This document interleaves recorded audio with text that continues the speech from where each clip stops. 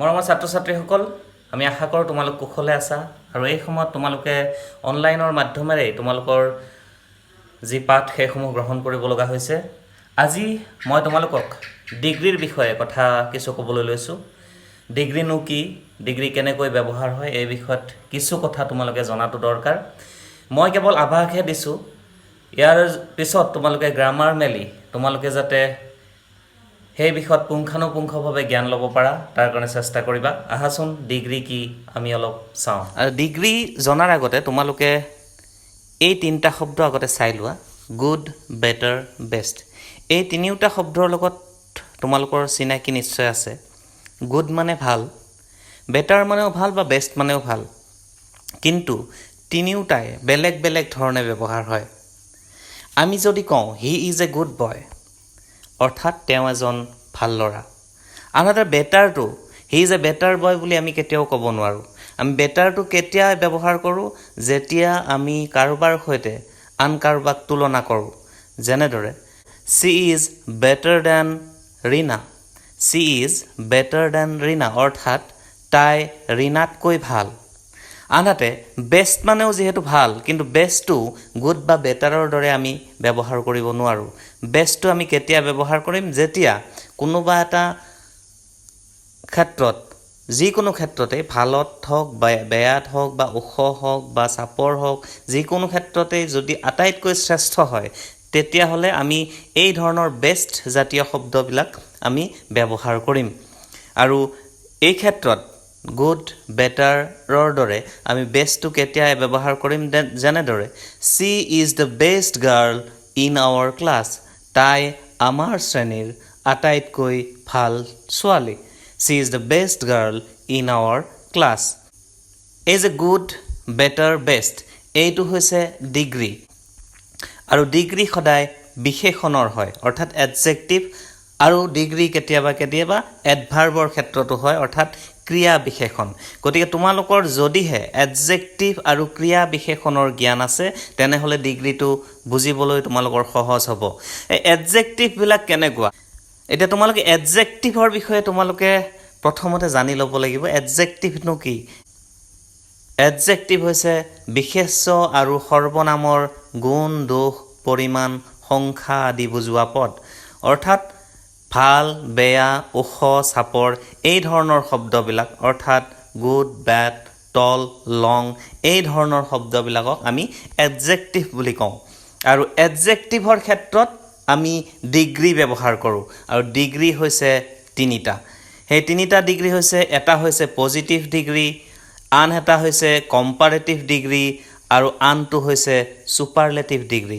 আমি এই তিনিটা কেনেকৈ ব্যৱহাৰ কৰোঁ ইতিমধ্যে গুড, বেটাৰ, বেষ্টৰ জৰিয়তে আমি তোমালোকক দেখুৱাই দিছোঁ। পজিটিভ ডিগ্ৰীৰ ক্ষেত্ৰত কাৰো সৈতে তুলনা কৰা নহয়। যেনে ধৰি লোৱা হওক চুইট, মিঠা। আনহাতে কম্পাৰেটিভ ডিগ্ৰীৰ ক্ষেত্ৰত তুলনা কৰা হয়, কাৰোবাৰ সৈতে তুলনা কৰা হয়। চুইট কম্পাৰেটিভত হ'ব চুইটাৰ।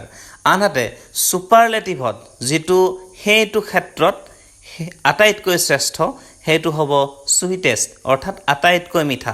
ঠিক তেনেদৰে আমি যদি স্মল শব্দটো ধৰোঁ, স্মল মানে সৰু, স্মলাৰ হ'লে কাৰোবাতকৈ সৰু, আনহাতে স্মলেষ্ট হ'লে আটাইতকৈ সৰু। ঠিক তেনেকৈ টল, টল মানে ওখ, টলাৰ হ'লে কাৰোবাতকৈ ওখ, আনহাতে টলেষ্ট হ'লে আটাইতকৈ ওখ। এয়া হৈছে ডিগ্ৰীৰ তিনিটা ভাগ।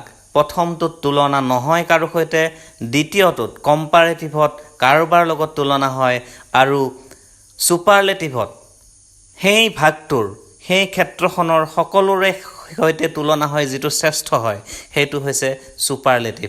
এই ধৰণে তোমালোকে বহু ধৰণৰ এডজেক্টিভ পাবা, আৰু প্ৰত্যেকটো এডজেক্টিভৰে আন দুটা ৰূপ পাবা। এটা হ'ল কম্পাৰেটিভ, আনটো হৈছে ছুপাৰলেটিভ। গতিকে তোমালোকে নিজে নিজে গ্ৰামাৰ মেলি এডজেক্টিভছ আৰু ডিগ্ৰী অফ এডজেক্টিভছ বা ডিগ্ৰী অফ এডভাৰ্ব, কিছুমান এডভাৰ্বৰো ডিগ্ৰী থাকে। তোমালোকে যদি গ্ৰামাৰখন ভালকৈ চোৱা, তেনেহ'লে দেখিবা কিছুমান এডভাৰ্বো ডিগ্ৰী হিচাপত ব্যৱহাৰ হয়।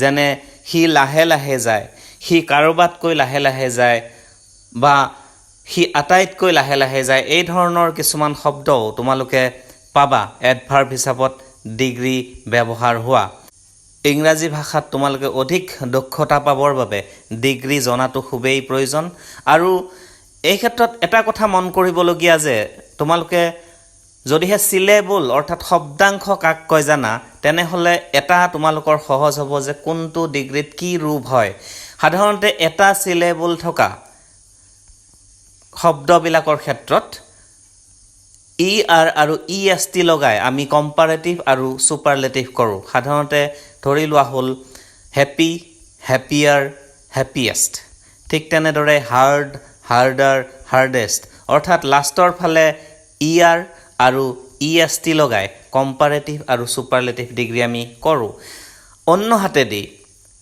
কিছুমান শব্দত আকৌ আমি এই ধৰণৰ বা EST নলগাওঁ যেনে গুড বেটাৰ বেষ্ট এনেধৰণৰ কিছুমান শব্দ আছে যি ক্ষেত্ৰত বা EST লগাব নোৱাৰোঁ আনহাতে আন এটা মন কৰিবলগীয়া কথা অন্য এটা মন কৰিব লগা কথা যে কিছুমান শব্দৰ ক্ষেত্ৰত যিবিলাক শব্দৰ চিলেবল বহুত কেইটা অৰ্থাৎ শব্দাংশ বহুত আছে যেনে ডিফিকাল্ট এই ধৰণৰ শব্দৰ ক্ষেত্ৰত আমি বা EST লগাব নোৱাৰোঁ এই ধৰণৰ শব্দৰ ক্ষেত্ৰত আমি মোৰ আৰু most লগাওঁ যেনে more difficult most difficult একেদৰে কুইকলি ইয়াত দুটা চিলেবল আছে more quickly most quickly ঠিক তেনেদৰে তোমালোকে আৰু তেনেকুৱা ধৰণৰ শব্দ পাইছা beautiful more beautiful most beautiful মই পুনৰ কৈছোঁ এই অনলাইন ব্যৱস্থাৰে আমি কিছু আভাস দিবলৈ যত্ন কৰিছোঁ ডিগ্ৰী কি সেই বিষয়ত তোমালোকক কিছু আভাস দিলোঁ তোমালোকে নিশ্চয় গ্ৰামাৰত এই বিষয়ে পুংখানুপুংখভাৱে পঢ়িবা আৰু ডিগ্ৰীৰ ব্যৱহাৰৰ বিষয়ে জানিব পাৰিবা যাৰ জৰিয়তে তোমালোকৰ ইংৰাজী ভাষাৰ ক্ষেত্ৰত কিছু দক্ষতা বৃদ্ধি হ'ব এনেধৰণৰ আৰু ভিডিঅ' পাই থাকিবৰ কাৰণে মোৰ এই চেনেলটো ছাবস্ক্ৰাইব কৰিবলৈ নাপাহৰিবা ধন্যবাদ